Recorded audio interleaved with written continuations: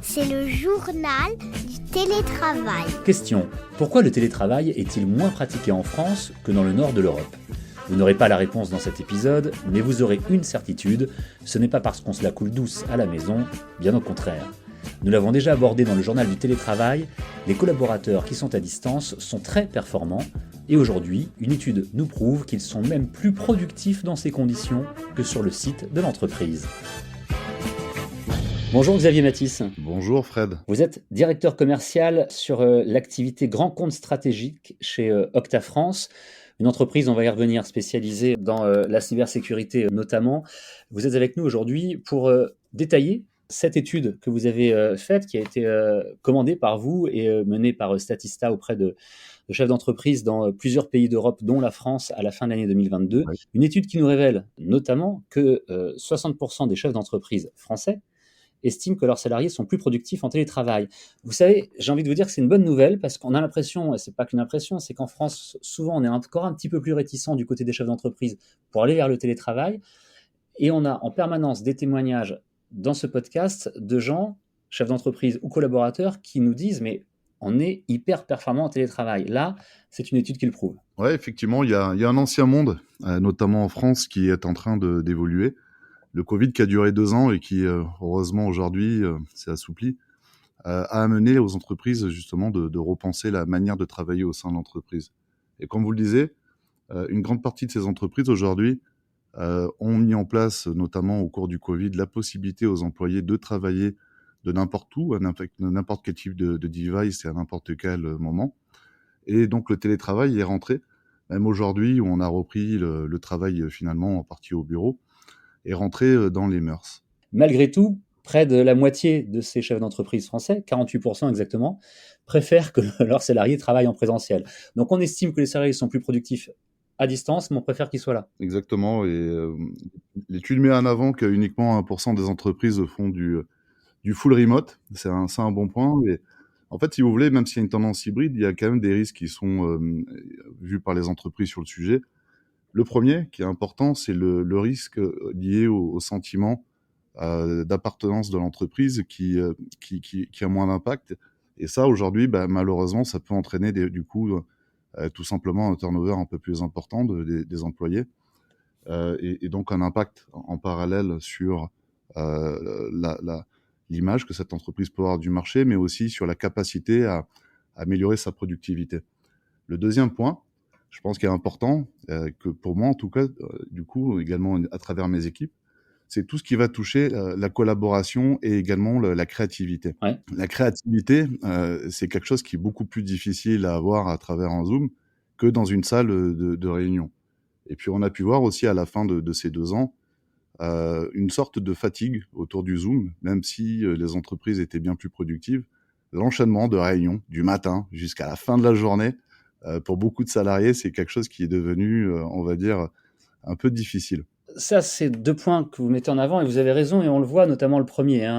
On entend souvent dans le journal du télétravail que finalement, il y a beaucoup d'avantages à travailler à distance, que ça soit en full remote ou de temps en temps.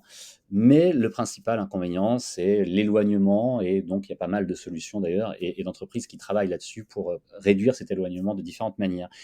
J'ai envie d'ajouter qu'il y a un troisième point qui est important, et vous le connaissez bien parce que c'est votre métier, c'est la sécurité et la cybersécurité. On sait que les grandes entreprises notamment, mais pas uniquement d'ailleurs, sont de plus en plus attaquées. On parle beaucoup de rançongiciel. Vous, votre métier, c'est d'aider les grandes entreprises à se protéger, mais j'imagine que c'est plus difficile à protéger lorsque les gens sont un petit peu partout, éclatés un petit peu partout plutôt que sur un seul site. Effectivement, cette logique de cybersécurité est devenue un enjeu majeur pour la plupart des entreprises, quelle que soit leur taille, quel que soit également leur métier. Parce que finalement, de passer d'un paradoxe où la plupart des employés travaillent du bureau au fait que du jour au lendemain, ils travaillent de l'extérieur de l'entreprise, ça amène notamment des nouveaux usages et en parallèle des nouveaux risques. Donc sur le sujet, effectivement, nous de notre côté, on aide les entreprises à s'assurer, avant d'autoriser un accès, que l'identité de la personne est bien celle qu'elle prétend être. Et ça, c'est quelque chose qui est devenu extrêmement important, je vous confirme. Et c'est pas plus compliqué? Non, au contraire, aujourd'hui, nous, ce qu'on constate, c'est une amélioration au-delà de la sécurité, une amélioration de l'expérience des utilisateurs.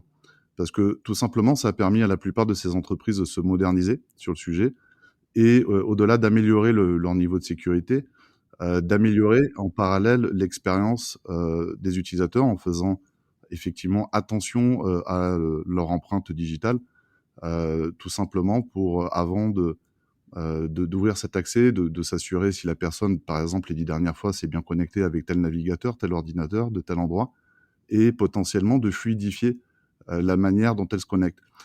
Et surtout de la rendre plus sécure, parce que ce qu'on s'est rendu compte, c'est que finalement, le password et le login, surtout le password, qui longtemps était le gardien de la sécurité au niveau de la gestion des accès, aujourd'hui, c'est quelque chose d'absolument plus sécure. Absolument plus sécure, parce que vous avez déjà plus de 4 milliards d'identités qui sont disponibles sur le black market. Et dans la plupart des cas, un peu plus de 70% des cas de hacking, le hacker, tout simplement se log avec un login et un password. Donc tout ce paradoxe aujourd'hui a été effectivement revu. Et derrière, on en a profité pour la plupart des grandes entreprises à faciliter la manière dont elles accèdent aux applications ou aux informations, peu importe où elles se trouvent, dans l'entreprise ou tout simplement dans un service type cloud. Combien d'identités se retrouvent au marché noir sur Internet pour les hackers? 4 Plus milliards? de 4 milliards, ce chiffre n'est pas tout jeune, il date déjà d'il y a 2 ans. Waouh! Donc il est probable que depuis, on ait largement dépassé cette barre qui est déjà impressionnante. Oui, c'est ça. Ouais, effectivement, ce qu'il faut partir en compte, c'est qu'aujourd'hui, ça a été cette opportunité du télétravail pour beaucoup d'entreprises, notamment de se moderniser sur des aspects de sécurité, mais aussi sur le bien-être des collaborateurs. Vous en avez parlé tout à l'heure, la work-life balance, pour reprendre l'expression à la mode, est devenue extrêmement importante, et un utilisateur finalement veut parfois travailler aussi d'un peu partout à travers le monde, arriver à mieux jongler sur sa vie personnelle et sa vie professionnelle. Et ça, aujourd'hui, on voit à travers différentes études que ça a également un impact sur la productivité, et notamment d'éviter tout simplement ce phénomène de burn-out que la société a pu malheureusement connaître ces dernières années. C'est le double sujet de notre entretien finalement, et c'est vraiment ce qui ressort le plus de cette étude que vous avez menée.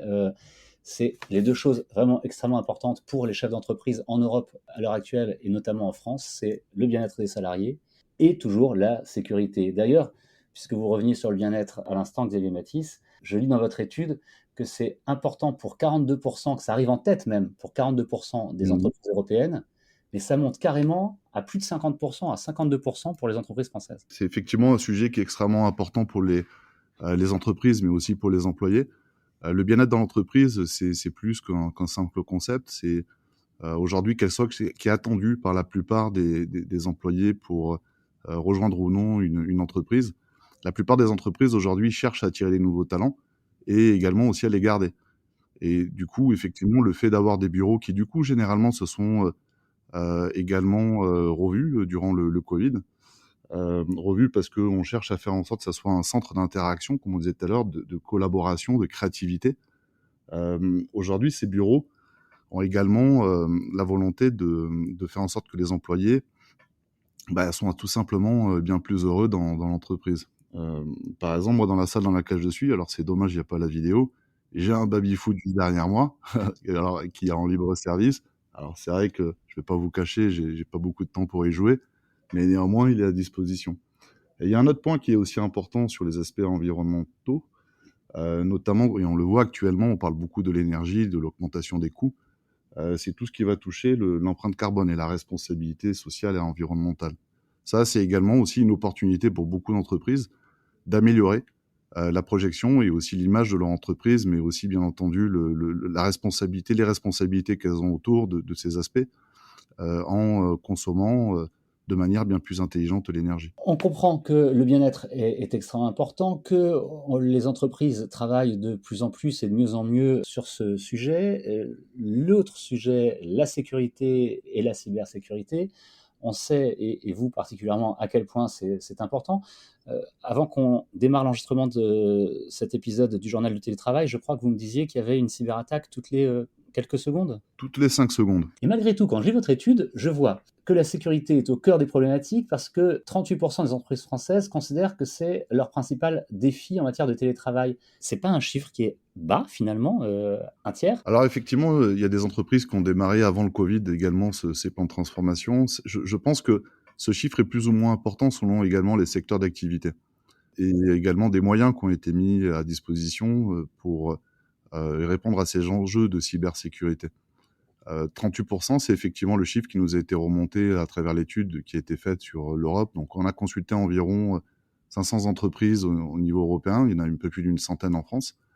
Et effectivement, c'est le chiffre qui nous est remonté. Néanmoins, nous, ce qu'on se rend compte au quotidien dans notre métier, c'est que bien souvent, les enjeux aujourd'hui de cybersécurité deviennent une priorité, non pas uniquement pour les directeurs des systèmes d'information, mais directement pour les COMEX, les membres dirigeants des entreprises. Le bien-être, la sécurité, de plus en plus important dans les entreprises, aussi bien finalement pour les chefs d'entreprise que pour les collaborateurs. On n'a pas la possibilité d'étudier chaque détail de cette étude. En tout cas, elle est très intéressante. J'imagine qu'on peut la retrouver sur votre site. Elle a été menée, vous le disiez vous-même à l'instant, à la fin de l'année 2022, dans plusieurs pays européens, dont la France, auprès de 500 chefs d'entreprise. On y apprend pas mal de choses, on en a parlé un petit peu ensemble, on apprend encore beaucoup plus de choses, donc je vous invite vraiment, vous qui nous écoutez en ce moment, à aller jeter un œil à l'étude au complet. Merci beaucoup en tout cas d'avoir pris un petit peu de temps pour en détailler les résultats avec nous, Xavier Matisse. Avec plaisir Fred, merci également pour votre invitation. Je rappelle que vous êtes directeur commercial Octa France, spécialisé sur l'activité grand compte stratégique.